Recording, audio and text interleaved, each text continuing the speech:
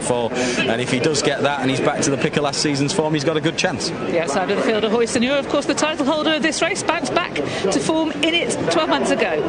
Send on their way for the 42nd running of the Paddy Power Cotswold Chase, this £125,000 Grade 2, over half a furlong shy of 3 1/4 miles. The Real Whacker and a Hoist in your jump over the first together, and they've already established a bit of a lead on the others. Royal Pagaille goes along in 3rd place as they start the turn. Stay Away Faye back in 4th in the pink silks, and then Capodanno racing with That's Alright Gino just in behind as they head into the far side for the first time. So it's the Real Whacker who's now getting away from a Hoist in your up top. The Real Whacker goes clear by a good 3 to 4 lengths to last year's winner, a Hoist in your, looking to come back to form, racing towards a second fence. The Real Whacker clear now by about half a dozen lengths over a Hoist in your.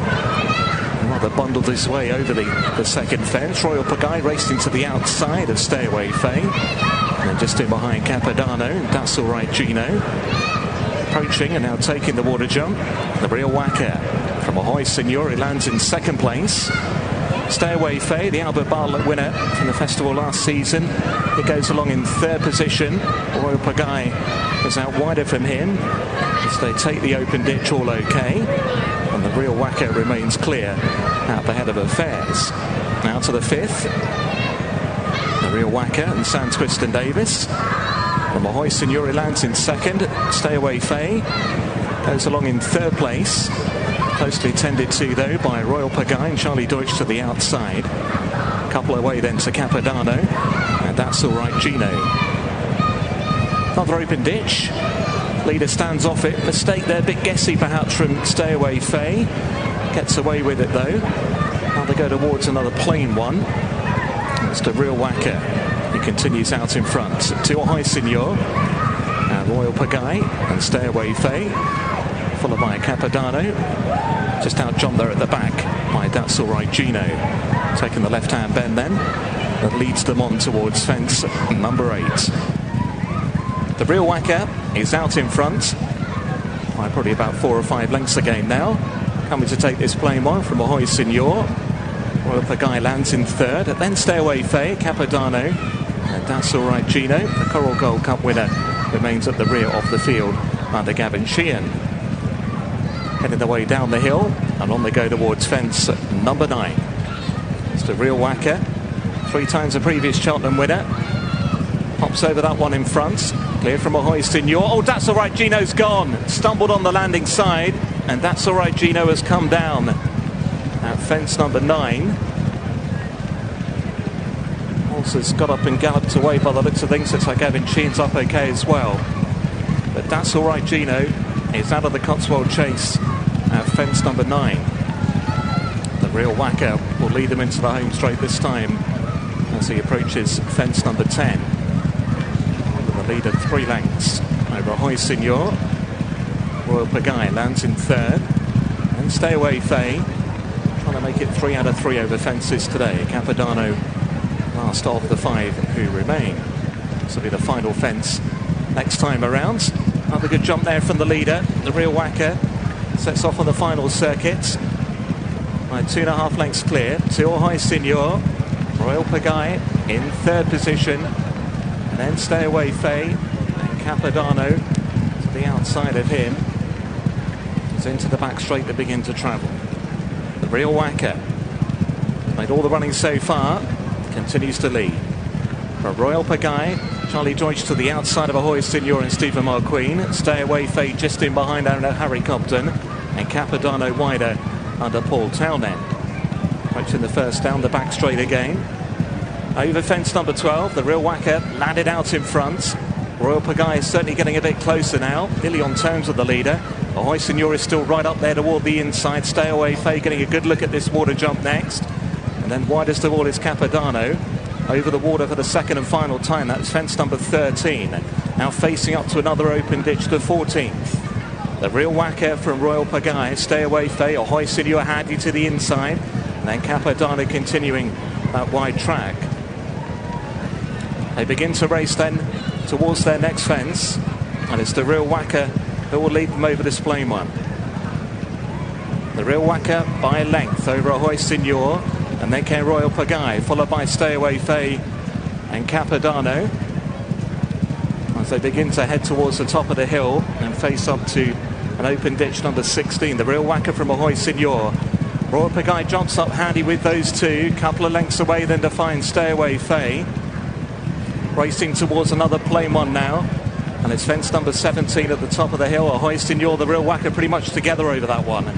From Royal Pagaille's landed in third, then Stay Away Faye and Capodanno as the few begin to turn left-handed and race their way towards the next fence. It's number 18, another plain one, the Real Whacker from Ahoy Signor, Royal Pagaille and Stay Away Faye, and then came Capodanno out over this next obstacle, and the Real Whacker landed in front.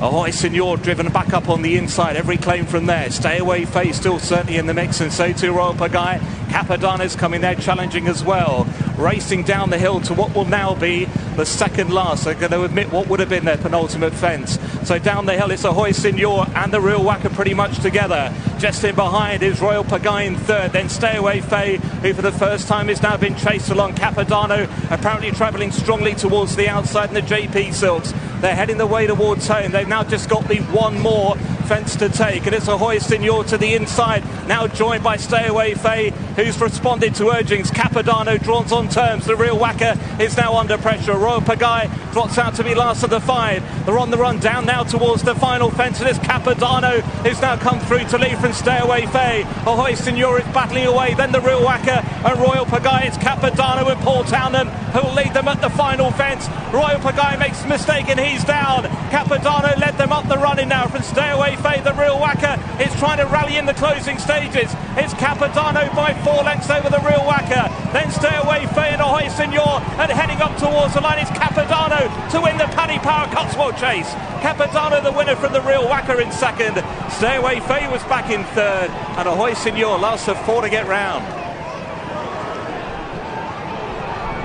Well, we weren't clear about what was going to happen beforehand, and I wasn't clear for much of the race either, but Capodanno is the one that's come through to win for Paul Townend and Willie Mullins, ahead of the Real Whacker, who took on the lead but didn't jump with the fluency that he won the Brown Advisory with for Sam Tristan-Davis and Paddy Neville. And in third is the novice Stay Away Faye, who's run really well on his first try against more experienced horses. Harry Cobden on board for Paul Nicholls. Ahoy Signor, after putting in some good jumps and some indifferent ones, he's faded to fourth. Royal Pagaille has unfortunately and shipped Charlie Deutsch at the last, and fingers crossed for That's All Right Gino. You can see that the screens are around him or Gavin Sheehan, I'm not sure which. I will bring you news of that as soon as I have it, but the winner, Dan, is Capodanno. Yes, and it's a second top level success, second graded level success in open company for him.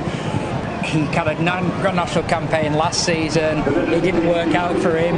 There's definitely a feel that he's a Mullins sort of second-class citizen, yet he's still able to come over to Britain and take care of a few that did have Gold Cup aspirations in the run up to this race. As you mentioned, Lydia, it was hard to pick through beforehand. It was no easier for so much of the race. You got the extra drama of Ahoy Signor. Stephen Mulqueen seemed to lose an iron briefly, and then it was out completely. And the Real Whacker's rallying late on to close the gap. Here's some good news. Royal Pagaille up on his feet after that nasty looking fall at the last. I will bring you news about Charlie Deutsch also. Again, ditto Gavin Sheehan and That's All Right Gino. This is a reverse angle, Martin. And just from that angle as well, just we could see how well Capodanno got into the race, travelling well. He does have a tendency to jump a bit ponderous at times, and that was the case just early on the first circuit, but the Real Whacker steadied things up in front quite markedly. They weren't going that quick. That helped Capodanno really, because held up at the back, if he was putting in a slow jump or two, it didn't really affect him too much, and he didn't lose much ground because of the steady pace, and he's come into it travelling really well. But lots of them had a chance. Ahoy Signor up the inside, obviously not helped by Stephen Mulqueen losing his irons. Stay Away Faye travelled well, but did just get a little bit outpaced between the last two, well, bypassing that second last fence. You can see he starts to come under pressure and doesn't have the gears to go with Capodanno at that point, but he has run well.